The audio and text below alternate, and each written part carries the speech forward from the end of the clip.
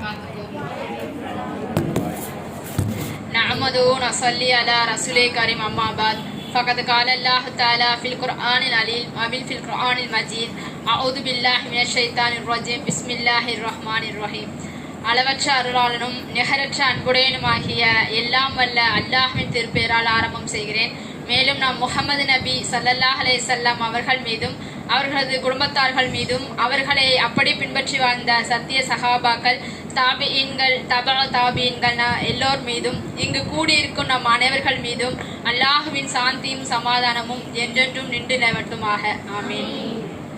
எனக்கு கொடுக்கப்பட்டுள்ள தலைப்பு ஆசுரா நாளின் சிறப்பு. இஸ்லாமிய மாதங்கள்ல முதல் மாதமாக இந்த முஹர்ரம் மாதம் இருக்கு. இந்த முஹர்ரம் மாதம், முஹர்ரம் என்று சொன்னாலே கண்ணியப்படுத்தப்பட்ட மாதம் என்று என்ற பொருள் இருக்கு.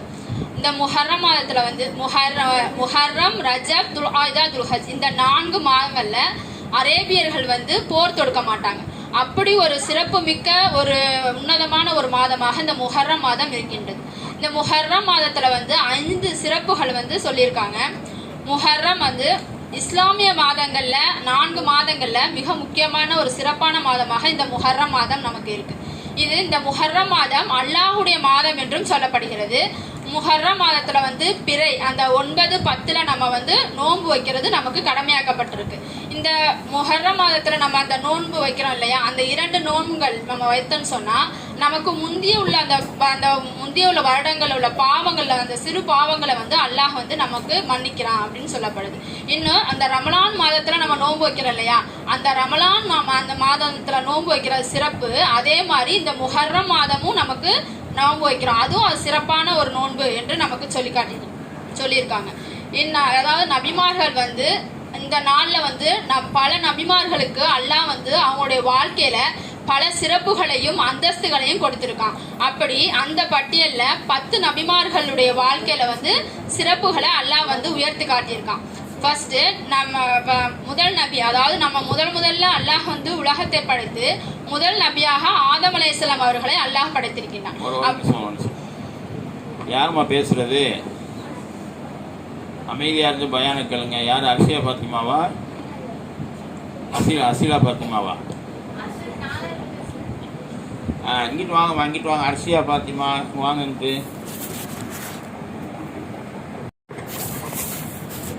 அல்லாஹ் வந்து முதல்ல அமைதியா இருந்து பேச்சுக்களை கவனமா கேளுங்க. இன்ஷா அல்லாஹ் ஒருத்தருக்கு பேசிக்கிறாதீங்க. பேசுறவங்களுடைய பேச்சை முகம் கொடுத்து செய்யுங்க, கேளுங்க. அப்பதான் அவங்க உற்சாகமா பேசுவாங்க. இன்ஷா அல்லாஹ் கவனமா கேளுங்க. மனுஷன் பேசலாம்.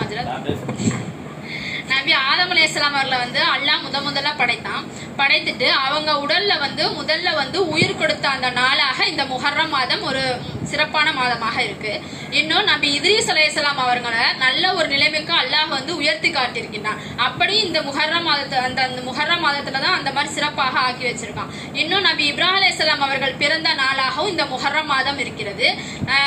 இப்ராஹிம் அலைஹிஸ்ஸலாம் அவர்களை கலீல், அதாவது உற்ற நேசர், அல்லாஹ்வின் உற்ற நேசர் என்று அல்லாஹ் வந்து அங்கீகரித்த நாளாகவும் இந்த முஹர்ரம் மாதம் இருக்கின்றது. மேலும் நபி சுலைமான் அலைஹிஸ்ஸலாம் அவர்கள் வந்து மிகப்பெரிய ஆட்சி செய்தார்கள்.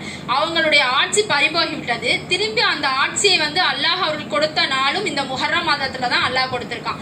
இன்னும் இஸ்மாயில் அலைஹிஸ்ஸலாம் அவர்களை அறுத்து பலியிட போகும் நேரத்துல அல்லாஹ் வந்து அந்த ஒரு சொர்க்கத்திலிருந்து ஒரு ஆட்டை அனுப்பி இதை நீங்கள் வந்து என் பேர்ல வந்து குர்பானி கொடுங்க அப்படின்னு சொன்ன நாளாகும். அதாவது துல்ஹஜ் மாதம் 10 அந்த நாள்ல நம்ம குர்பானி கொடுக்கிறோம். இதுவும் அந்த முஹர்ரம் மாதத்துல சிறப்பானதாக நடந்திருக்கு.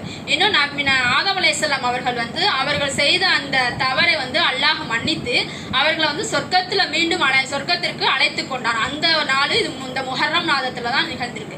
இப்படி பல அதிசயங்களும் அற்புதங்களும் நபிமார்களுக்கு அல்லாஹ் வந்து இந்த முஹர்ரம் மாசத்துல நிறைய வந்து அல்லாஹ் தஆலா கொடுத்திருக்கின்றான். இப்ப வந்து நபி யூனுஸ் அலைஹிஸ்ஸலாம் அவர்களுடைய வாழ்க்கையை எடுத்துக்கணும்னு சொன்னா அவங்க வந்து அல்லாஹ் சொன்ன அந்த கட்டளைகளை அந்த மக்கள் வந்து எடுத்துக்கல.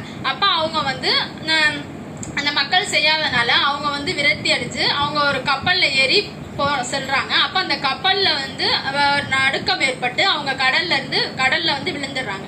அப்ப அவங்க இந்த மீன் வயிற்றுக்குள்ள அவங்க வந்து போயிடுறாங்க. அப்ப அல்லாஹ் வந்து அந்த மீன் அவங்களுக்கு அந்த கடல்ல இருக்கக்கூடிய அந்த பிராணிகள் எல்லாத்தையும் பார்க்கக்கூடியதை கொடுக்குறான். அவங்க அந்த மீன் வயிற்றுக்குள்ள இருந்தே அல்லாஹ்வை அதிகமா பல வருடங்கள் திக்ர் செய்து கொண்டே இருந்தாங்க. அல்லாஹ் வந்து அவங்க மறக்கல. அது என்ன துவான்னு சொன்னா, லா இலாஹ இல்லா அன்த சுபஹானக இன்னி குன்து மினல் ஸாலிமீன்.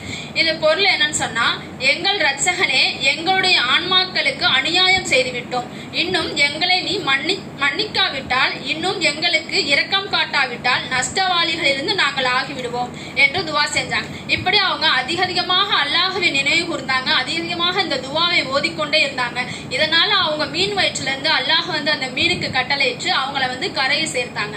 அப்ப இது மாதிரி நம்ம மனிதர்கள் நம்ம வந்து கஷ்ட நேரத்துல இருக்கும் பொழுது இந்த துவாவை வந்து நம்ம அதிகமாக கேட்டுக்கொண்டே இருந்தோம்னு சொன்னா, அல்லாஹ் தாலா வந்து எப்படி யூனுஸ் அலைஹிஸ்ஸலாம் அவங்க வந்து மீன் வயிற்றுல இருந்து வெளியே வந்தாங்க, அது மாதிரி நம்மளையும் அந்த கஷ்டத்துல இருந்து அல்லாஹ் வந்து நீக்கி வைப்பான். நம்ம அப்ப அதிகமாக இந்த துவாவை வந்து நம்ம ஓத வேணும். அப்ப இன்னும் வந்து அடுத்து ஆதம் அலைஹிஸ்ஸலாம் ஆதம் அலைஹிஸ்ஸலாம் வந்து சொர்க்கத்துல இருந்தாங்க. அவங்க அந்த ஒரு கனியை சாப்பிடக்கூடாதுன்னு அல்லாஹ் சொன்னா இல்லையா, ஆனா அந்த கனியை அவங்க சாப்பிட்டாங்க. அதனால அல்லாஹ் வந்து அவங்கள வந்து பூமிக்கு அனுப்பிட்டான். ஆனா அவங்க வந்து 40 வருடங்களாக அது அல்லாஹ் இடத்துல துவா செஞ்சுக்கிட்டே இருக்காங்க. அது என்ன துவானா, ரப்பனா லலம்னா அன்ஃபுஸனா வ இன்லம் தஃபிர் லனா வ தர்ஹம்னா லனகூனன்ன மினல் ஹாசிரீன். இந்த துவாவை வந்து அதிகமாக நபி ஆதம் அலைஹிஸ்ஸலாம் வந்து அல்லாஹ் இடத்துல கேட்டிருக்காங்க.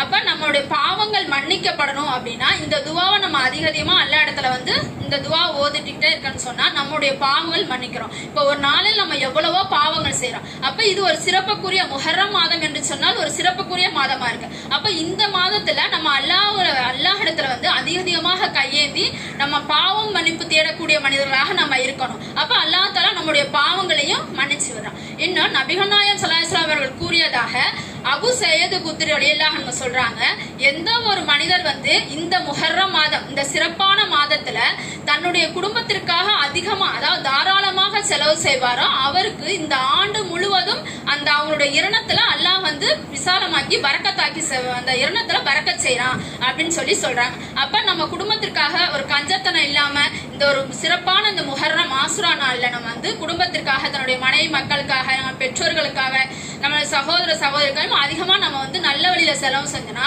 இந்த ஆண்டு முழுவதும் நமக்கு அல்லாஹ் வந்து நிறைய பரக்கத்து நம்ம வியாபாரத்துல குடும்பத்துல வந்து பரக்கத் செய்யறான் அப்படின்னு சொல்றாங்க. இன்னும் இந்த ஆசுரா நாள்ல வந்து நம்ம கடைபிடிக்க வேண்டிய கடமைகள் வந்து இருக்கு. அது என்னன்னா, சுன்னத்தான புளியல், இன்னும் 2வது வந்து உபரியான தொழுகைகள், நோன்பு வைத்தல், இன்னும் உள்ளமுருகி அல்லாஹ்விடத்துல நம்ம துவா செய்வது, இன்னும் அனாதை குழந்தைகளின் தலையை வந்து வருடி விடுவது, ஏழைகளுக்கு உணவு கொடுப்பது, உலமாக்களை சந்தித்தல், நோயாளிகளை வந்து அவங்ககிட்ட செஞ்சு நம்ம அவங்களுடைய நோய்களை அறிஞ்சு நம்ம வந்து சுகம் அவங்களோட விசாரிக்கிறது, இன்னும் பகைவர் இடத்துல வந்து நம்ம சமாதானம் பேசணும். நம்ம வந்து சண்டை போட்டிருப்போம் எத்தனையோ பேர்த்த, அவங்கள்ட்ட போய் நம்ம வந்து பேசணும். நம்ம முகம் கொடுத்து நம்ம பேசி அவங்களோட அந்த பகையை வந்து நம்ம நீக்கிக்கணும். இறைநேசர்களின் மன்னரையே ஜியாரத்து செய்யணும். நம்ம இறைநேசர்கள் தர்காக்கு போய் அவங்களிடத்துல நம்ம வந்து போதே அவங்களிடத்துல நம்ம துவா பெற்றுக்கொள்ளணும். இன்னும் மரணம் அடைந்திருக்காங்களா அவங்களுக்கும் முஸ்லிமான சகோதர சகோதரிகளுக்கும் நம்ம அல்லாஹ் இடத்துல வந்து துவா செய்யணும் உள்ள உருகி. இன்னும் ஏழைகளுக்கு நம்ம வந்து தான தர்மம் செய்யணும். இல்லாத மக்கள், கஷ்டப்படுற மக்கள் இருக்காங்க, அவங்க நம்ம இடத்துல தேடி வரும்போது அவங்களுக்கு தான தர்மங்கள் செய்யணும். இப்படிலாம் இந்த முஹர்ரம் மாதம் சிறப்பான மாதத்துல நம்ம செஞ்சோன்னு சொல்ல அல்லாஹ் நமக்கு நம்மளுடைய பாவங்களை வந்து அதிகமாக மன்னிக்கிறான். இன்னும் அல்லாஹ் சுப்ஹானஹு தஆலா இந்த ஆஸ்ரா நாளின் பொருட்டால நம்மளுடைய கடன் பிரச்சனைகள், இன்னும் நம்மளுடைய நோய் எதுவும் இருந்தா அந்த பிரச்சனைகள் எல்லாம் நீங்கி அந்த முஹர்ரம் மாதத்தின் பொருட்டால நம்முடைய வாழ்க்கையை செழிப்பானதாகவும் சிறப்பானதாகவும் வளமானதாகவும் ஆக்கி அல்வானாக என்று உங்களுக்கும் எனக்கும் துவா செய்தவளாக எனது உரையை முடித்துக் கொள்கிறேன். வாஹிர் தஅவானா அல்ஹம்துலில்லாஹி ரப்பில் ஆலமீன். அஸ்ஸலாமு அலைக்கும் வரஹ்மத்துல்லாஹி தஆலா பரகாத்துஹு.